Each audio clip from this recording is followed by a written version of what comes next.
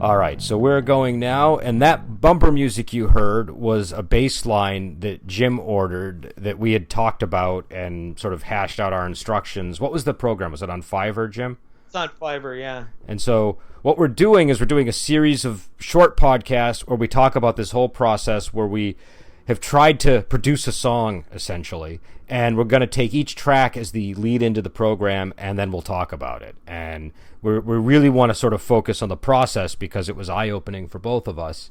So, Jim, why don't you start with some of your thoughts, because you were more involved in dealing with the musicians here. So the first thing I have to do is apologize because I kind of muscled you out without wanting to, right? I just got excited and I just started going.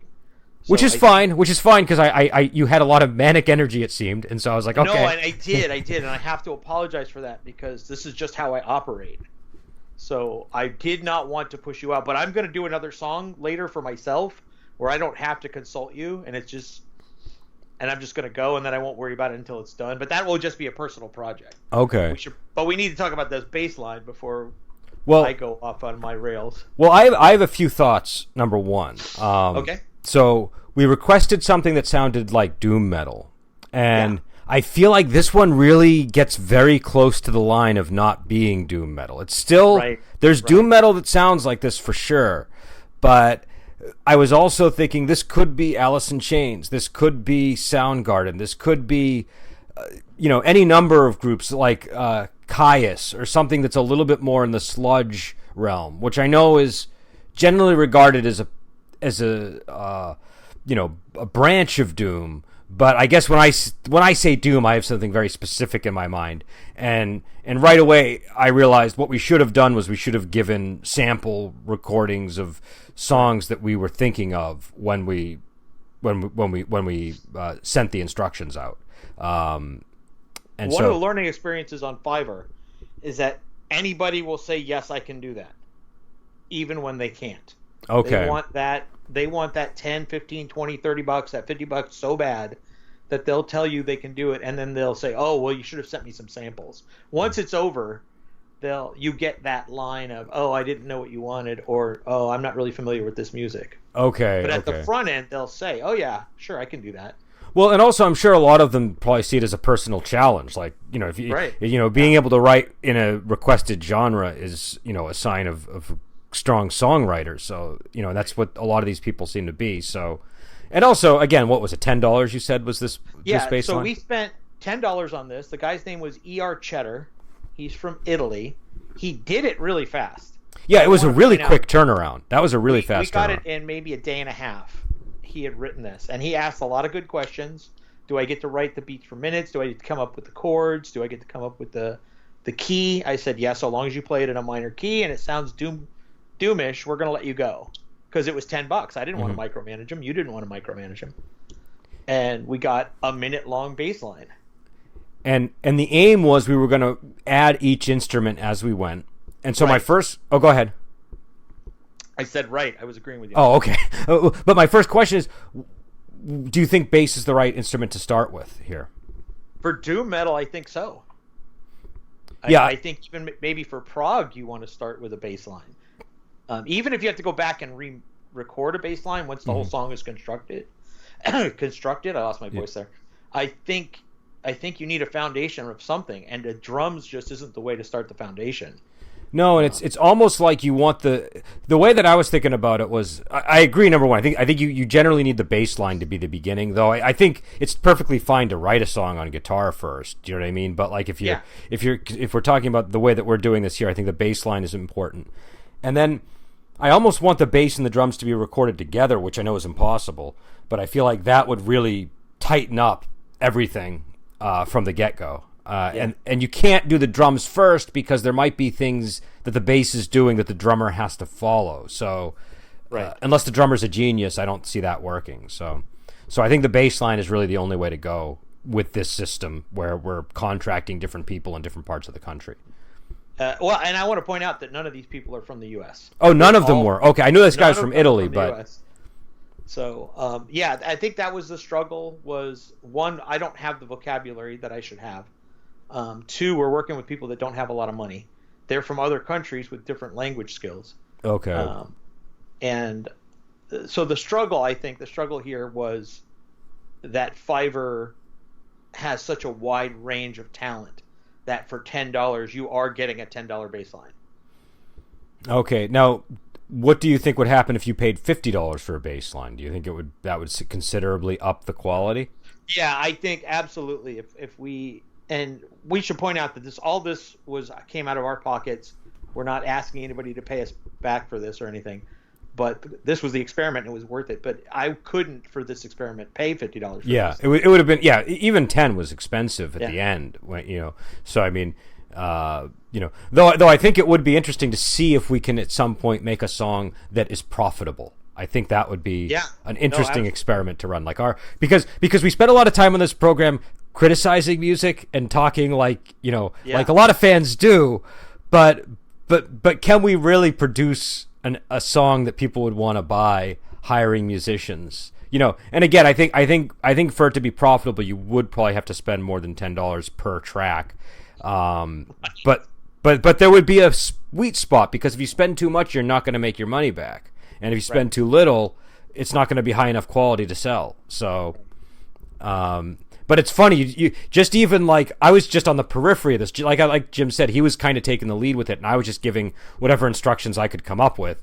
But even being on the periphery, you start thinking in a much different way about music once you're calculating dollars, and you know what I mean. So, you can sort of see how the necessities of production and turning a profit in music would cause people to make decisions that we sometimes don't like, right?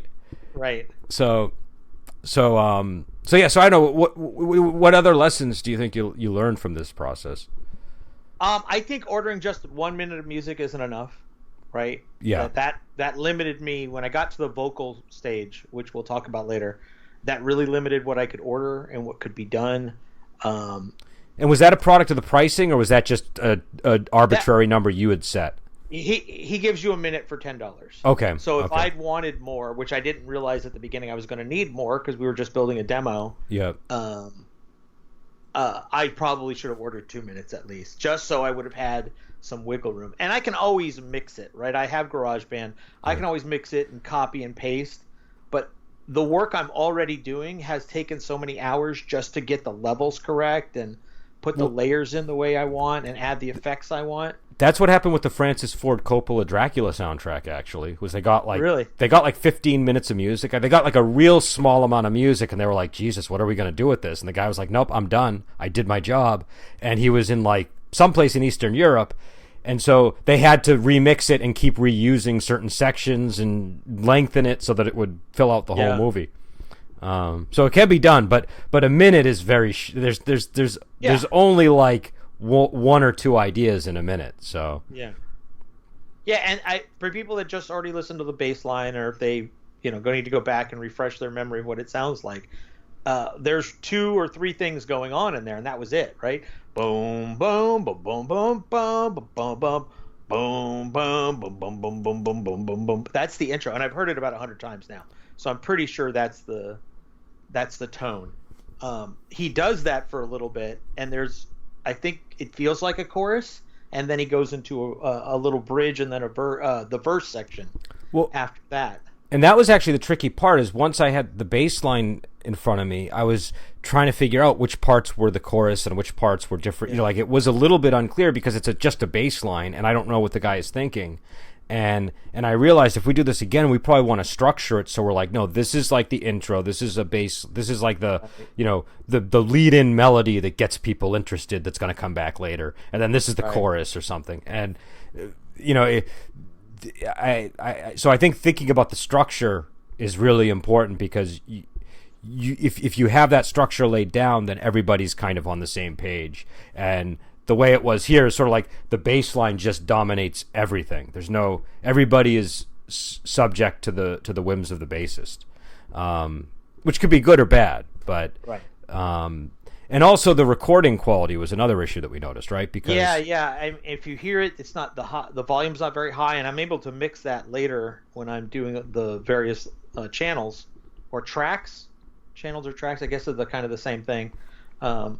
When I'm doing the mixing, I'm able to bring up the bass sound a little bit, but I can't improve that wave file you have. That's what he gave me. Okay. Yeah, that's just one of these things. That's like, I remember one time I recorded a whole episode on Skype for Come Drink With Me, and something happened to the file, and there was just simply no way to improve it. I called Skype, I called the people that make the recording software, I called Audacity.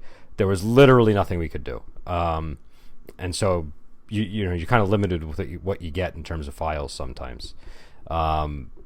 So yeah, I don't know. I thought it was fun, and you seem to be having a blast doing it. Was my impression.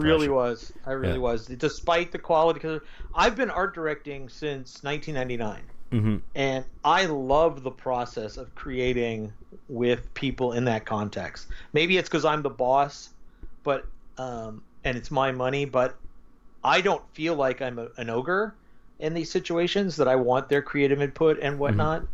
But I cannot wait. I get so excited. It's just, as soon as I order it, okay, where's the track? I want the track. When we get to the drum part, you're going to find out that we're still waiting for the isolated drums. Oh, really? Okay. Yeah, because he's dragging his feet. But we have a mix from him with the drums. Is he dragging his feet because there's a problem in his mind with what we have, or is he just dragging his feet because that's just what this guy seems to do? This is what this guy seems to do. He's not having any problem. It's just different culture. Okay. It's not as urgent for me. Even if it's set, he even said when I ordered it, it won't be done until July 1. But 2 days after I ordered it, he'd already sent me the flattened file. Okay. So with everything and the drums, and I just thought, great, this is perfect. Just isolate the drums and send me that so I can mix it. And I'm still waiting. So I guess the question is then, second time around, what would you want to do differently that from what you did here? Like, did you learn any lessons that can be applied to improving the process? Well, I definitely would want to give a lot more upfront critique, and then be prepared to ask for changes. So spending more money would definitely have to be a requirement, because if somebody's working for $10, you can't ask them for 10 revisions, right? That's yeah. But if we pay, let's say, $100 for baseline, let's say we order a 5-minute baseline for an entire song, and we pay $100 for it, we have absolutely every right to ask for some changes. Yeah, and again, I think in that territory, you really have to look at it as a profit-making thing, because otherwise you're just throwing $100 for a baseline. Right, and if we decide to use this entire song as the show's song, it's not a bad song. We're not in a place where we need to feel embarrassed by what we've made. That's true. That's true. It's clearly a cheaper product than you would get buying a professional CD from somebody. And I do want to mention, since we're talking about bumper music, the band Distressor that does the intro music for this podcast and other podcasts that we do, they have a new album out, which I didn't realize. It came out in 2018, and it's really good. It's like a real leap from their previous albums in terms of recording quality, in terms of song construction. So I would just direct people to check them out on Bandcamp. But yeah, I don't know. I feel like it was really interesting. I really liked perusing all of the different artists and saying, "Ooh, this sounds like an interesting voice to add to the mix." Or this sounds, this guitarist seems to have some interesting chops. I don't want to leap ahead to those other parts of the recording, because I have other thoughts on those as well. But I think the hardest thing is going to be really getting people to follow your genre that you want. Do you know what I mean? That seems to be the hardest part, because you can say, I want, metal, or I want speed metal, or I want doom metal, or I want whatever, I want British New Wave, but it's the hardest thing in the world to come from outside of a genre and replicate it. Right. So yeah, wait till we get to the vocalists. Yeah, but also with the vocalist, I think we were doing something a little bit different, where it seemed to me both of us we didn't talk about it, but I felt like we were kind of on the same page, where we were going a little bit outside of the box with the idea that it would add an interesting sound to the song. Do you know what I mean? Like, I didn't see either of us gravitating towards somebody who had demos that sounded like Rob Halford, for example, or yeah. Do you know what I mean? But maybe that just might have been because you didn't find anybody that sounded that way on there. I think the majority of singers on Fiverr do EDM and they do pop and they do R&B. Okay. So finding somebody that can stretch their chops into metal is not easy. I think R&B would honestly be the best crossover into metal, in my opinion, because the vocal power is there. Do you know what I mean? And I feel like what's the other one? EDM, is that the name of the music? Yeah. The EDM is so clouded with effects, and a lot of EDM music, I noticed the vocals aren't particularly loud. And what was the other style of music you said is common? Pop? There's a lot of pop on there. And like I said, soul, R&B, that kind of thing. Yeah. So it's traditionally more popular music than doom metal, obviously. Yeah. And so even though everybody I approached said yes, I'd like to do this, the vocalists, not all of them have the chops to do it, as we'll see when we get to the vocals. But we did get some interesting results, I thought, there. So I don't know. Is there anything else to add? Because like you said, this is a short episode, so I don't want to just keep rambling. Yeah, no, I think we've said everything we need to about the bass line. The guitar came in 3 parts. Okay. And so we should stop recording now, and then I can get you those files, and we can start up again. Okay. All right. So we'll let you go. We'll end with the complete bass line in case it faded out at the intro and you didn't hear all of it. But we'll end with the whole bass line. You can listen to everything, and definitely send us your feedback and thoughts on this one, because this is a really new territory for us. And we'll talk to you next episode.